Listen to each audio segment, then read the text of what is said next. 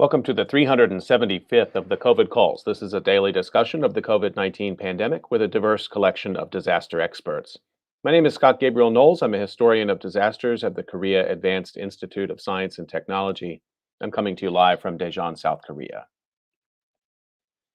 Today, I welcome artist Suzanne Furstenberg, the creator of the In America Remember COVID Memorial in Washington, D.C. Just a reminder, you can usually catch COVID Calls live on weekdays at 6 p.m. Eastern Time. Just go to the COVID Calls YouTube channel to watch. You can hear COVID Calls anytime recorded as podcasts on Spotify, iTunes, Podbean, or anywhere you get podcasts. You can also keep up with COVID Calls via Twitter using the handle @US of Disaster or @COVID Calls. Please help spread the word and send suggestions for guests and future topics. And please, as always, feel free to suggest yourself as a future guest. As of today, November 10th, 2021, there are 5,067,465 deaths from COVID-19 globally. That's according to the Johns Hopkins University Coronavirus Resource Center. I've been reading an obituary or a story of advocacy for those impacted by the pandemic, and I'd like to continue that now. This is the obituary of Rogelio Ro Lechuga. This was written by Taylor Seeley and appeared in Arizona Central, March 12, 2021. He climbed the ladder his entire life, always working hard, always progressing. In the final 5 years, things were really coming together for Rogelio Lechuga, or Ro, as everyone called him. He moved to the United States at age 14. He was humble with a good work ethic. He started working in the fields, then construction, and later materials handling. No one should be content with just scraping by. Ro went back to school for mechanical drafting when he was 38, his wife, Suzanne Lechuga, said. He worked his way into sales and found success, she said. He had a beautiful wife, 3 children, and a career he enjoyed. He worked hard for all of it, and he was proud of where he was. He loved being a husband, and his children were the light of his world, Susan said. Family took a vacation to the Mogollon Rim before Ro got sick. It was supposed to be the start of a new life chapter, one in which they traveled more frequently. COVID-19 stunted their travel plans. Susan homeschooled their children to keep the family safe, but 2 weeks before Ro died, he was required to go back to work. Susan said he wore a mask and took precaution, but he soon contracted the disease. Ro fought his symptoms at home after a doctor said COVID-19 was unlikely. 8 days later, isolated in a bedroom at home, he asked Susan to call an ambulance. He couldn't breathe. 2 minutes later, before the paramedics arrived, he was dead. The minute the chief came out with his wedding ring in his hand, I knew he was gone, Susan said. Ro died October 26, 2020, at age 44. After 21 years of marriage, Susan could list a million things she'll remember about Ro, she said, but mostly she'll remember his strength and how he always rose up to a challenge. I miss holding him at night. I will miss his smell, his voice, but what I really miss the most is knowing he will come home every night, Susan said. Seeing him walk through that door with his voice exclaiming, "Honey, I'm home," holding a box of treats for the kids and me. I miss my best friend waking up with me and going to sleep with me. I'll miss seeing him watch all the milestones of our children. Rogelio Lechuga is survived by his wife, Susan, his children, Roanna, Rowan, and Rodrigo, his mother, Rosa, and siblings, Jackie, Maria, and Ricardo.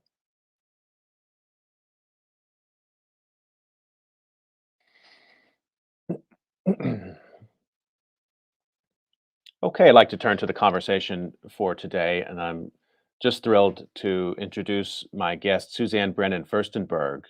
Suzanne is a visual artist who's demonstrated the power of art to touch hundreds of thousands of lives. In the fall of 2020, images of her In America, How Could This Happen art installation graced over 600 news articles on 6 continents, making visible the pandemic's cost in American lives. Her art created a national space for mourning. Furstenberg recreated her most recent art installation, newly named In America Remember, on the National Mall. For 17 days, over 660,000 white flags covered the space. She believes art has incredible power to educate, inspire, and change the lens through which viewers understand social issues. Interviews, research, and reading ground her work on topics including gun violence, Native Americans, homelessness, and political partisanship. The underlying theme is upholding individual dignity, a value that she's honed through her 25 years of hospice volunteering.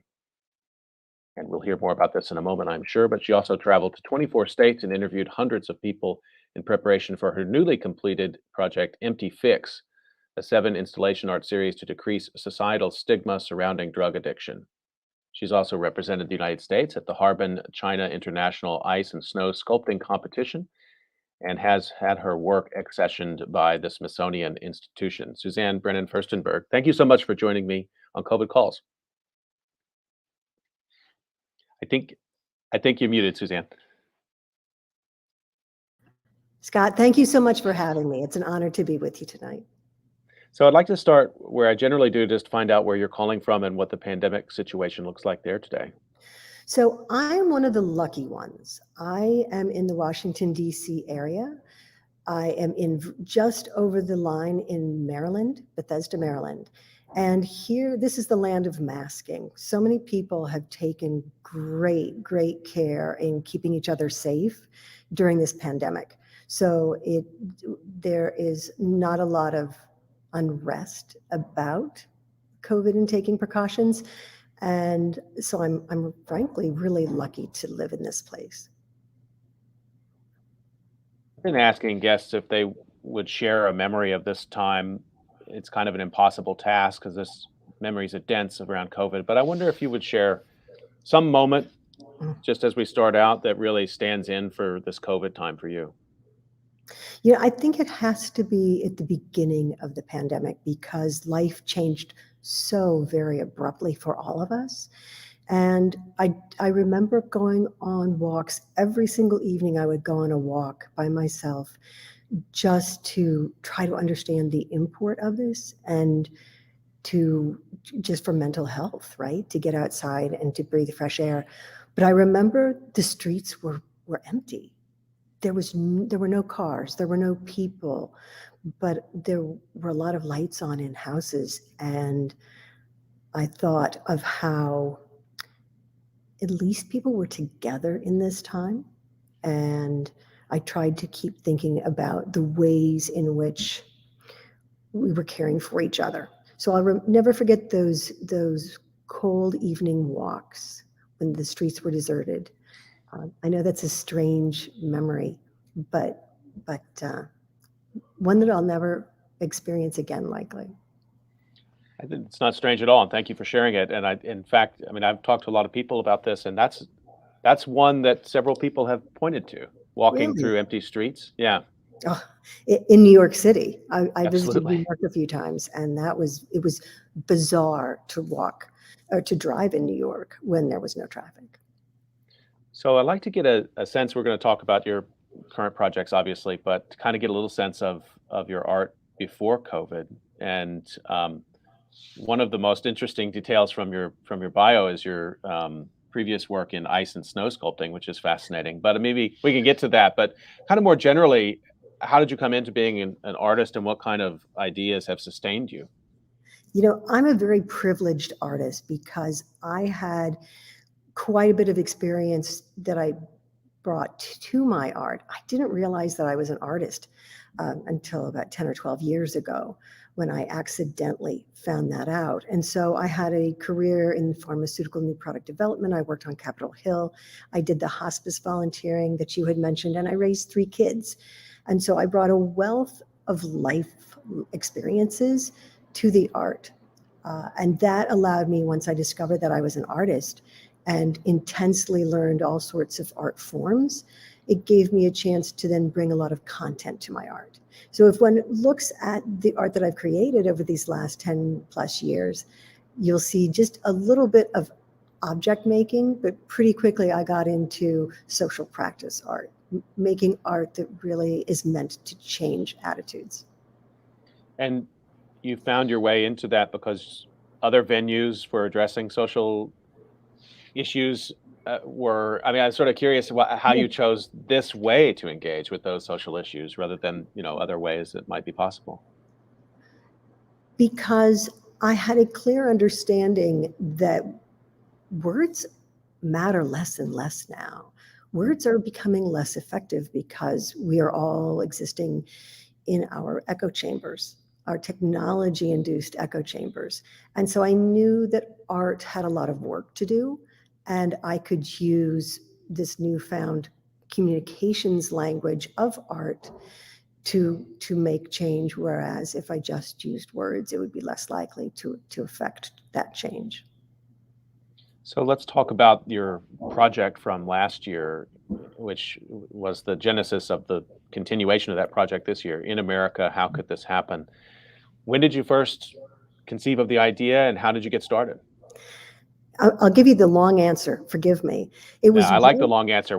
That's why I have a longer program. Yeah. excellent, and I thank you for that because getting into the weeds sometimes is so valuable. It was last March, at the end of March 2020, when the Texas Lieutenant Governor Dan Patrick suggested that the elderly should be willing to take the risk of the virus for the economy.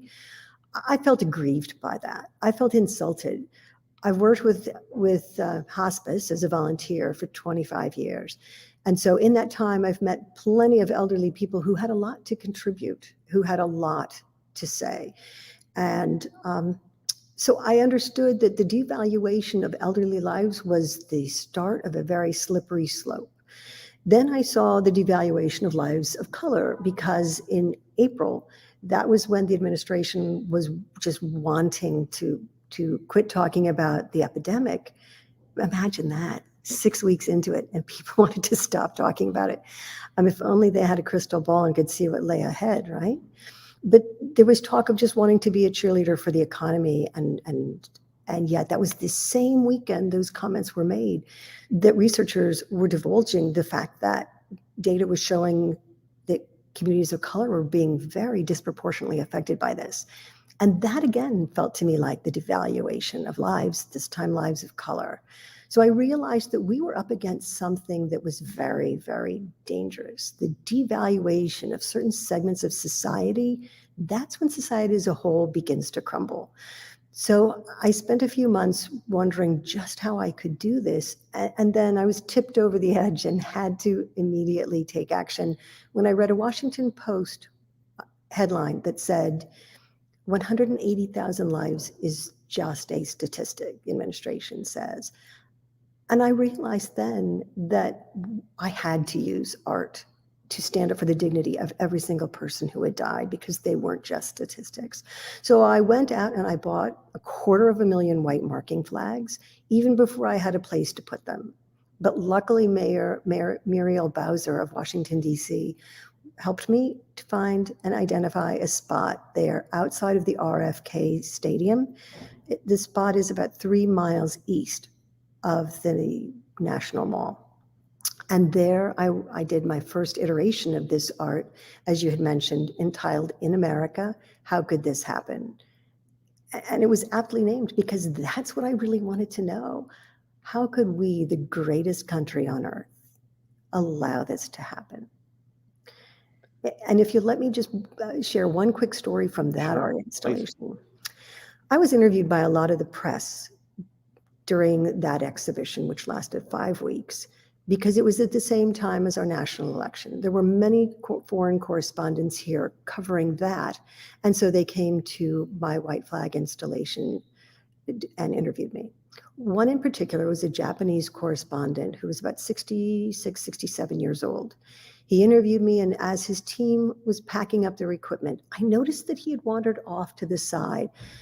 And so I walked over to him and stood for a moment, and he said to me, "Suzanne," and his gaze went across these 4+ acres of white flags. He said, "Suzanne, when I was a teenager in Tokyo, I loved everything about America. I loved the Beach Boys and the Who and all the whole scene. I loved it." And he said, "I carried that part of America with me through my teenage years, through all my adult life. That was an important part of me, that desire to be American." He looked and he said, this crushes that part of me. And in that moment, I understood that not only were we letting down the American public by letting this happen, we were letting down people across the world who had held us in such high esteem, that the greatest nation in the world would have the greatest death toll should be of concern, should be of real concern. And so I've brought this art installation now to the National Mall, sadly at a time when we in the United States comprise 4.25% of the world population, and yet we account for 15%, almost 4 times as much of the worldwide deaths. So I wanted to create art to give us a pause, a moment when we could all stop and say, is this really who we are? Well, thank you for going into that description, and yeah, it's really moving. What the story about the journalist too, and I think at that moment, I like how you sort of unfold that your realization there is that this is not just an American story, but it's a way of telling a global story that just happens to be situated Here. right there, in that case, in the RFK Stadium. What did the mayor's office say when you said, I've got 250,000 white flags that need to be posted somewhere? I'm sort of fascinated to know what the city of Washington, D.C.'s reaction was to that. Supportive. I Huh. have to tell you, everyone has been very, very supportive. There hasn't been a lot of art on a national level that speaks to COVID-19's effect on our country. And so it was imperative, they understood it was imperative that my art be done and presented in Washington, D.C., our nation's capital. And then when when management of the National Park Service and representatives of the Trust for the National Mall saw that art last fall, they understood that where it really needed to be was on the National Mall. And so they really supported me throughout the winter to have the opportunity to present it there this September. So at the time that you were bringing down the installation the first time, you already had a pretty good sense that that was just part one, that you were going to be continuing to deal with this medium and these numbers. Actually, no. Hmm. I really felt so concerned that we were going into a very dark winter when there were going to be a lot more deaths, because the average daily death rate was increasing significantly as this came down on November 30th, 2020. And so I found a way to capture that art in the digital sphere, and so that people would at least be able to see the flags that had been done last fall. We added them to a map. And then I just worried and worried about what we were going to do to honor those deaths that were yet to come. But it didn't take long. It was only January, February when talks began with the National Park Service. I see. Well, I would just remind everybody that you're listening to COVID Calls, and I'm talking today to Suzanne Firstenberg, who's the creator of now the 2 art installations, the In America series. And let me show a couple of images, Suzanne, and we can talk a little bit about the visual aspect of it. And bear with me 1 second while I do that. And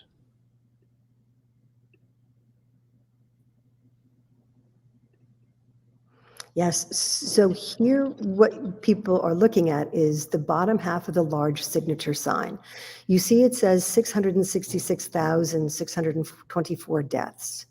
This was the number when the installation opened on September 17th. Each day, I changed those numbers to reflect, through the Johns Hopkins University COVID tracking numbers, the cumulative death toll for that day. So each day those numbers changed. And on the last day of the installation, which was October 3rd, that number had grown by 35,000 flags to be 701,000. So the art installation itself was a living entity. It changed daily as we added more deaths. And also, I should make note, it changed daily because people were invited to come and personalize or dedicate a flag if they had lost a loved one. it was really important to me not only to have the requisite number of flags so people could truly visualize the data, but also to humanize each flag. And so as people would walk through the flags, each day, more and more of the flags had took on names and stories and dates of birth and death. Flags were personalized, and what I would encourage people to do is, as they arrived at the installation, was to just look at one flag, just concentrate on one, read it, and think about the concentric circles of grief surrounding that flag. And then I said, raise your gaze and try to imagine all the grief, the sadness, the pain that this field of flags represents. I'm gonna show another image here that I think will actually demonstrate that expanse a little bit, so that people who may not be familiar with the National Mall in Washington can also kind of get a sense of the scale of it. Yes. So you heard me reference the 4-acre plus site that at RFK Stadium last fall. Here you see 147 different sections of flags on 20 acres, just over 20 acres of land there at the base of the Washington Monument.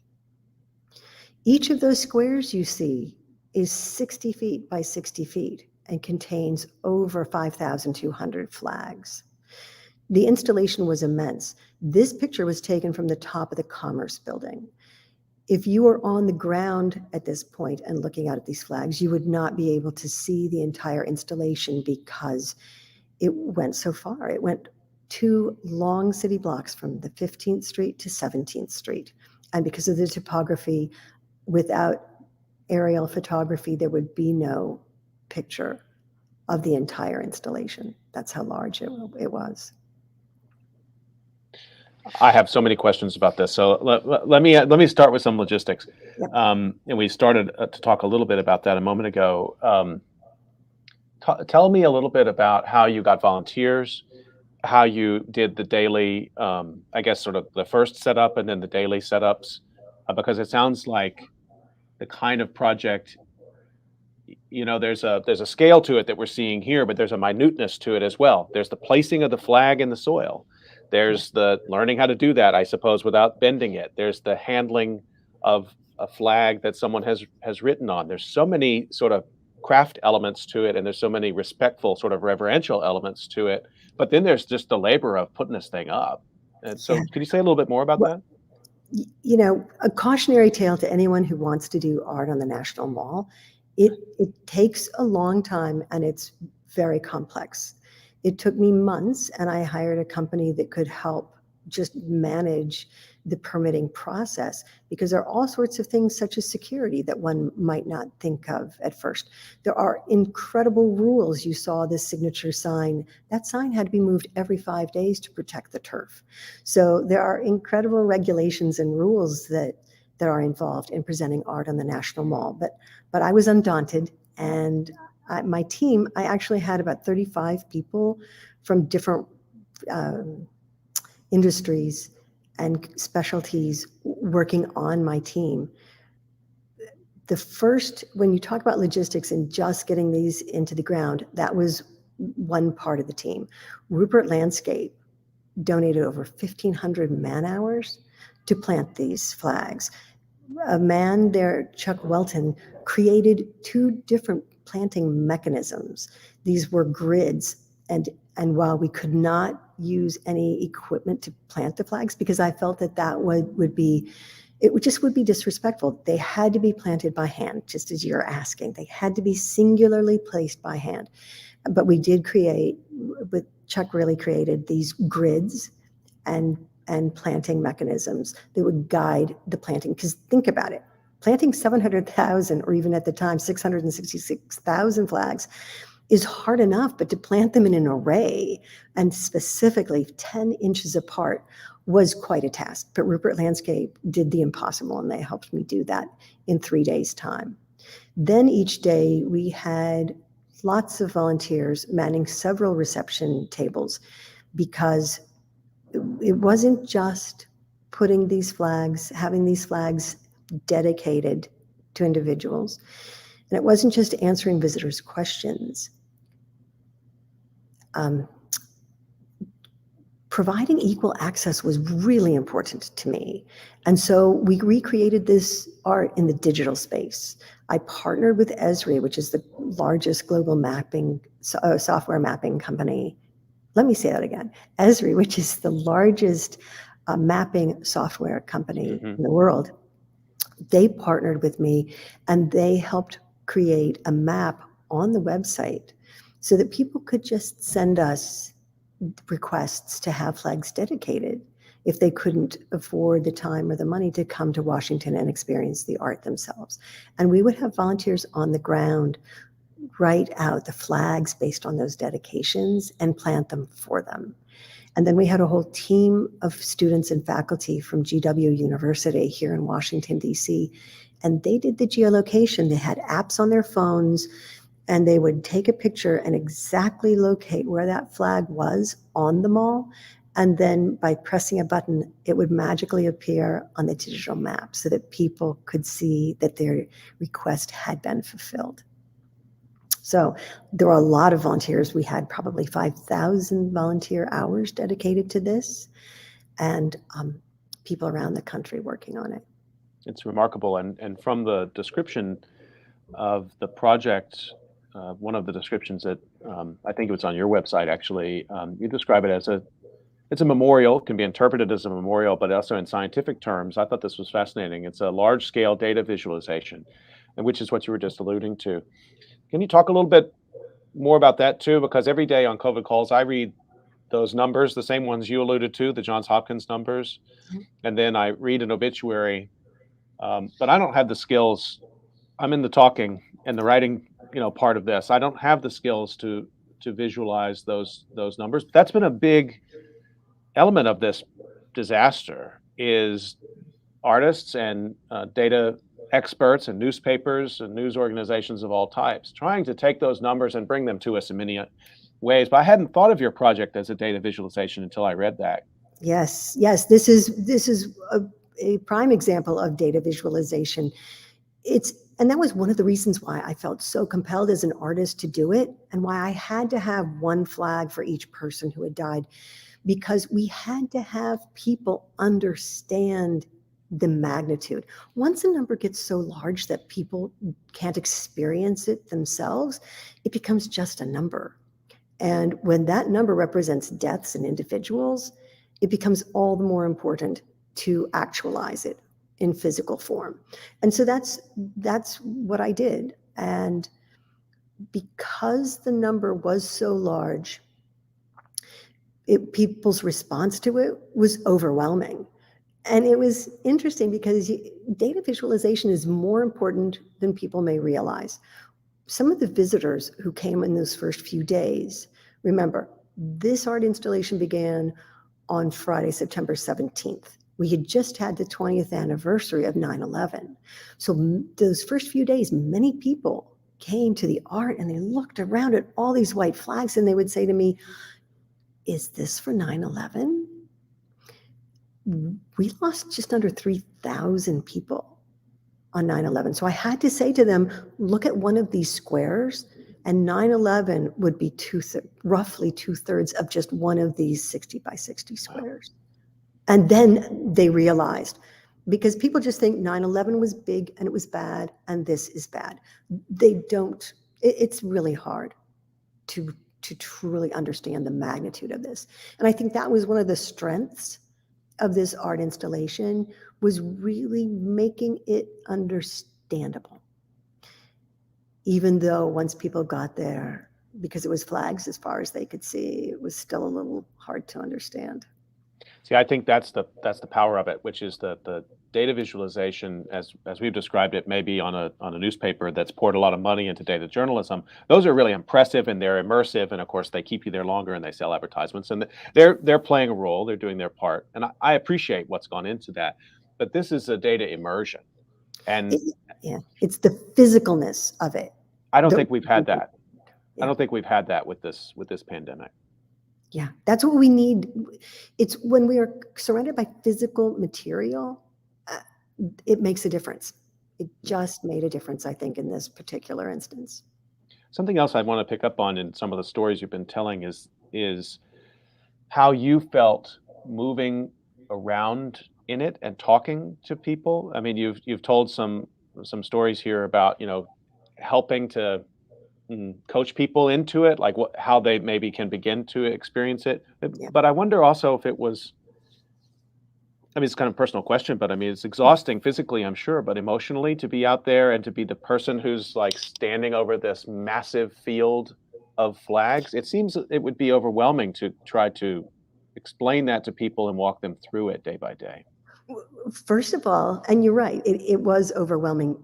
First of all, I have to say, I was I knew going in how many flags. I bought these flags. I did Right. I You knew. worked with design. Sure.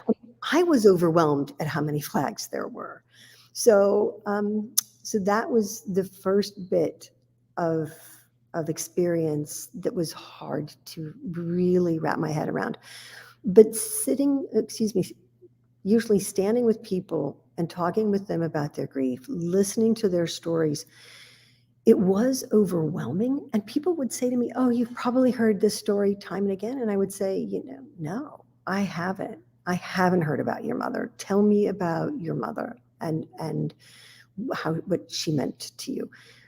People, every story was different. It was amazing. The ones that were so very touching and memorable were ones like this gentleman who I came upon very early in the art installation. It was sunset, and he was standing there looking over these flags with tears in his eyes. And so I went up to him and I said, "You're in pain." And he said, "Yeah." He said, "It reminds me of Arlington Cemetery." And I said, "That was purposeful. I designed it in a way so that it would be evocative of Arlington. That's where we've buried those who've protected us. And here, conversely, is where we're honoring those we haven't protected or been able to protect." And he said, "I have a son buried at Arlington Cemetery." And so I said, "I'm sorry that this has triggered that grief." He said, "No, I've learned where that grief is stored." He said, "I have another son in Florida who refuses to get vaccinated. And what's overwhelming me now is that there could be a flag added for him. And his mother, my wife, cannot go through that again." Those were the types of stories that time and again just brought home how trying this disease has been for families, how it's really broken apart families when people have had differing attitudes towards it. And many of the stories like that one have just underscored how absolutely destructive it has been to have this pandemic politicized. No, I just want to acknowledge Kay Hay, who wrote in and interacted with the project and wrote her parents' flag, which was on display as part of the project. And the thanks for writing, Kay. And then the obituary I read today of Rogelio Lechuga is also taken from the name was actually in one of the photographs, which was in the Atlantic profile of your work, and that obituary was on AC Central. But Yes, I think you have some of those at hand. I mean, I do. we have you in your archive there, I think, even as the backdrop, which is remarkable in and of Yeah. itself. There's a lot of work going on here. So first, let me just thank Kay for participating. I was the artist who conceived of this and made this happen, but we have over 16,000 flags that were dedicated in this art installation. And so I say that part of this is created by 16 plus thousand co-artists. So Kay, thank you for sharing of yourself and your loss. Each time a visitor saw a personalized flag, that really brought them back down to the understanding about how much grief was represented by each flag. So it was complicated to extract the art quickly from the National Mall. What you're seeing behind me are a lot of different racks, and we have 147 sections that we had flags in, and so I have 147 groupings of boxes here. They are in various stages of being finally geolocated, because some were not geolocated by the time the art installation had to disappear from the mall. But they are all going to be cleaned. Those that have not yet been photographed will be photographed. They'll be documented and then archived. The Smithsonian has already requested that they be allowed to accession some of the flags. They accessioned some from last fall's installation, and they will be taking more from this. This is part of archiving and presenting history from the pandemic. It's a way for them to add to that capture of this historic moment. So I'm working with them, and then I'm also hoping to devise some traveling exhibitions, because these flags they're just incredible. And I wish that the boxes were open so you could see how many flags there are. I pulled out 2 that I was working with this afternoon. Great, thank you. I'm not going to wear my white gloves here. I'm going to cheat a bit, but you can see this one, and the flags are really reflective of different personalities and different families. Do you want to read that, Scott? I'm just actually, I'm on a full, Can you? full screen here. I can read it. It says, in blood, we were not related, but in heart, you was family. Love you much, Miguel. Say hi to your dad, Tony, right? Some people use their artistic skills on their flags. Here's one for Eduardo. The flags are so reflective of different personalities, different relationships, different people, but they're all heartfelt. I think years from now, this will be a sociologic or anthropologic study. These will ultimately end up in an archive where people can study them, because I think the expressions of grief really tell us something about ourselves. Did they tend to be dedicated in a personal way, so that they were written to a person or about a person, or did people also write ones that were a more general statement about the time? I would say about 98% of them are personalized.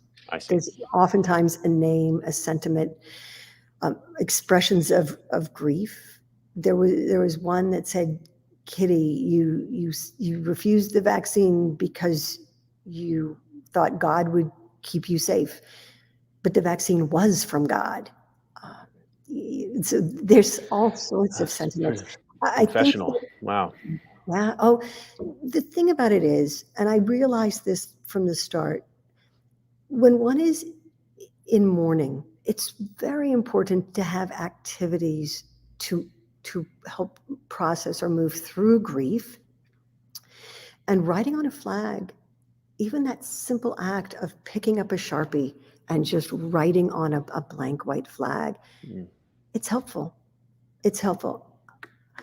That's one of the things that surprised me the most. I knew the reactions and the emotions that people would bring to the art. What I didn't know was how well the flags would serve the visitors. And the flags did well. So many people reported that they felt solace. Some people actually even said it brought them a bit of peace. The stories were often really heartwarming. One woman said that since her sister had died, she had not seen her nephew, and this was months, smile. And after they had all gathered and written a flag and planted it for her sister, his mother, that was the first time she'd seen him smile since her death. Those are the stories that are so compelling and add to the richness of this art. For art to be able to not only give us a moment of pause and help us to understand the size of this tragedy, but also to provide individual peace or solace, you know, I'm so honored as an artist to have been able to play a part in this. I agree with you entirely too that people will want to read those and understand some of the trends in those sentiments, but also I think even the two that you showed, that each one opens up a world in there, and we Yes. want to know more. Yeah. And I wonder too, you described the volunteers and all of the work that went into this, and the people who are interacting with visitors. Were you able to capture some of those stories? I mean, you've been telling stories very effortlessly. Have you been? How have you captured the verbal side of this, the interpersonal communication side of it? So there is to me a certain privacy in a way. So I Mm, didn't ask people to record or specifically document all these stories. I would say to them, to the volunteers who manned the tables, if there's something that was really memorable, make a note of it. If there's something that was special about a situation, make a note. I just have to share one of the more amazing stories, and we had a lot of amazing things happen in this art. It was such a privileged place. It was such an important space for 17 days. A lot of really amazing things happened. There was a couple who arrived and they walked up to a reception table and they asked if they could please dedicate a flag for their doctor, their physician. They said they loved him and he died from COVID. And the volunteer, of course, said, well, yes, yes. What was the doctor's name? And they gave it, they told her. And she was quiet. And then she looked at him and she said, um, that was my husband. mm, She was his widow. And so she and the couple, she left the table to the other volunteers and she went with them and showed them the flag that she had written for him. And they wrote a flag as well. Um, but that's the kind of amazing thing that happened in this space. The other thing that's really important, and I don't want to lose sight of this, I think it's from a sociologic standpoint, it's important to understand. People comforted strangers. One woman who's maybe 60, she lost her mother. She dedicated a flag for her mother, planted it in the ground, and then decided to get down on the ground and take a photo with her cell phone. She didn't expect to be struck by grief, but she was. And so she just laid her head down and sobbed for a few moments.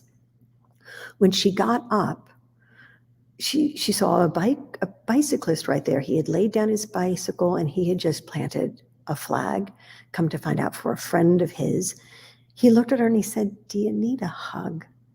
And she looked up with this tear-stained face and said, yeah. And in that moment, imagine having a complete stranger recognize a need and just give another stranger a hug. That's the kind of thing that happened time and again in this space. It wouldn't happen in a grocery store checkout line. It wouldn't happen somewhere else. But we created a safe space. We created a space where there wasn't a section for Republicans and one for Democrats or one for different races or religions. right. We were just one.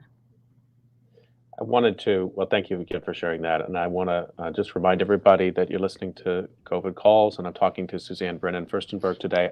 I do want to ask about the politics part of it, that in part because you mounted this first in the time of the election. So this is a memorial that straddles both sides, if you think of it in two parts, or I'm just characterizing it that way, but part one and the larger part two, and it straddles two presidencies, Yes. and it's in the first one was not in the National Mall, but it's in the nation's capital. This one's on the National Mall. I'm curious how the project got drawn into politics, if it did, if you had backlash or pushback or critique that was ideological, that people, and I ask this with respect because I know Right. Right. that part of what you want to do is also foster conversation, and as you just said, mourning has to be bipartisan if we have any hope in the United States of getting past this. But I can only imagine in these times that this was also a source of criticism. So, a couple of things.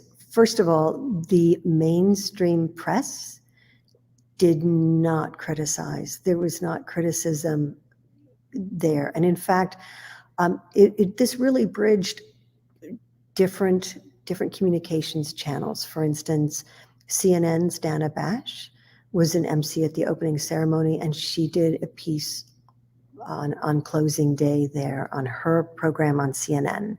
Chris Wallace tried very hard. He didn't make it, but he tried very hard to make it. And so, and we even had a group of a bipartisan group of 35 to 40 members of Congress come together and have a moment of silence amidst the flags. So people tried really hard to keep it non-political. There were some people who were quite concerned about our security. We had to increase our security because the first Saturday of this art exhibition there was a gathering on the mall near the Capitol in support of the January 6th insurrectionists. And so people thought that those who were involved in that would come and damage the flags or destroy them. But I told them, no, we had no problem with that at all. There was no destruction. There were there was like maybe one or two people who came and complained about it in person, and I'll share one of those stories with you. What I did do is stay away from social media. I hired someone to just handle the social media, and there was stuff there, but that's what the delete button is for, right? We didn't give that voice or time. One woman came. Let me just share this story quickly. Mhm. She was agitated. She said, "There's a flag here for my mom because the doctor said my mom died of COVID." And this is a woman who's probably 50. She said, my mom got COVID and the doctor said she died of COVID, but she died of a heart attack. And I want you to remove the flag that's here representing my mother. And of course, it was a blank flag she was referring to. And I realized that she needed some time. So, and that there was something else there. So I said to her, let's step over here, and I want to look into your eyes, and I want you to tell me about your mother. And it wasn't about ideology. It wasn't about politics. Her anger was really rooted in pain. She was sad. She had lost her mother. And so by talking with her and just asking questions about her mom, that settled her down, and she thanked me in the end, and she left. I think we have to understand that there's a whole lot of anger right now, but so much of it is rooted in other emotions. And that's what we have to take the time, if we have it, and the energy and the ability to get beyond the anger and to see what's really underneath. It's a powerful insight, and it's one of the things I wanted to ask you is, one of the core parts of denial, COVID denial, is that the numbers were wrong or the numbers were inflated. And maybe some of us even have heard that from people that we care about, who we wish would be vaccinated. That's certainly something in my own family. And a sort of core part of that discussion is, oh, well, this has been inflated by doctors, by nurses, by the media, and so on. It's very hard to have that discussion. I mean, it's ultimately, maybe it doesn't lead anywhere productive because there's not a shared base of trust of where the number comes from. If you don't trust Johns Hopkins University, I guess you could say, oh, well, the numbers it's just made up. How do you grapple with that? And if facts can be my facts or your facts, that makes it a little harder. Right. One of the most important things I've read, and I think it was in the New York Times recently, was researchers had looked into who are not getting vaccinations, who are the refusers. And and so you'd think in a regression analysis that it would be ideology based. There would be a political tinge to it. But in fact, the most dominant factor of commonality, the factor that explained the most in who would choose to get a vaccine and who would not was healthcare. If people had healthcare, Mm. because one of the best ways to change a person who is on the fence about vaccinations is medical advice. And if a person doesn't have access to healthcare, if they don't have a trusted medical advisor, it makes sense. They would be much more likely to listen to what's going on in social media or on the wrong channel, what have you. I thought that was very interesting. I think so too. This is an astounding project, but I want to ask you now, since you're one of the key creators of memorial tools and memorial, visualization in this time. Are there other ones that you've enjoyed? Are there other ones you're aware of out there that you've interacted with, memorials of any type or memorial practices at this type that have inspired you? Um, I would have to harken back to the AIDS quilt. Hmm. And I mentioned that just because it was such an astonishingly brilliant choice of iconography. Uh, um, with HIV/AIDS, it had ripped families apart. And to use the iconography of a quilt, which is the quintessential image or symbol of home and hearth and warmth and connectedness, and to have that used in this way, in that way, to honor those who had died from AIDS was really, really perfectly designed to help knit families back together. And so I think that that will always be one of those art installations that I think has done a just incredibly good job. With this art installation, we're at certainly at a different place societally. Instead of being able to be knit back together and to be accepting, we've got a little bit longer road ahead of us. So I want to give a chance here. We're almost out of time, but you've got this project. So you didn't take a pause at all, it appears, and you started another project, Empty Fix. Tell us about that. Actually, the Empty Fix was finished. The Oh, last of the 7 installations was finished right before the pandemic began. oh, So the okay. Empty Fix is ready to go out the door and start being seen.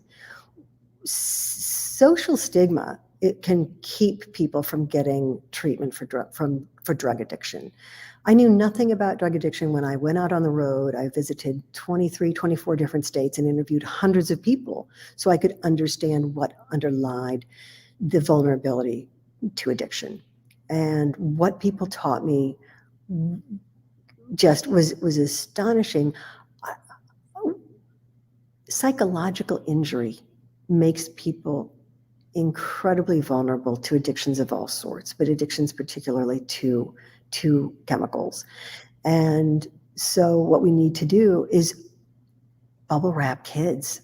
We need to protect kids from very young ages from all sorts of psychological trauma that they have: child abuse, sexual abuse, isolation, bullying, neglect. And if you think about it, this pandemic has traumatized an entire generation of kids. And it goes well beyond the fact that they couldn't go to school for a while or they lost some schooling opportunities. The 130,000 kids in the United States have lost caregivers. And if they haven't lost caregivers, they've had the pass-through trauma of parents lost jobs and financial security.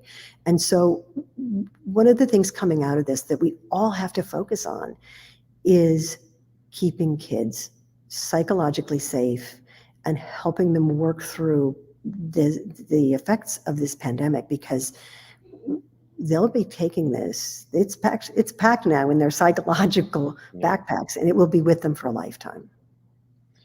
Yesterday, in my discussion with Tom Ewing and Catherine Randall, we talked about 1918 and about the sort of missing, the absence of 1918 Spanish influenza, so-called Spanish influenza memorials. It was wrapped up in the sort of larger history of World War One, and there is very little to find Right. that talks about that pandemic. But of course, we know as you go into the decades that follow, it touched if not every family in America directly, certainly one degree of separation. And one wonders how that disease, mental, the kinds of terms that they might not have been using at that time, post-traumatic stress, manifest themselves in the 1930s. I've thought about that a lot.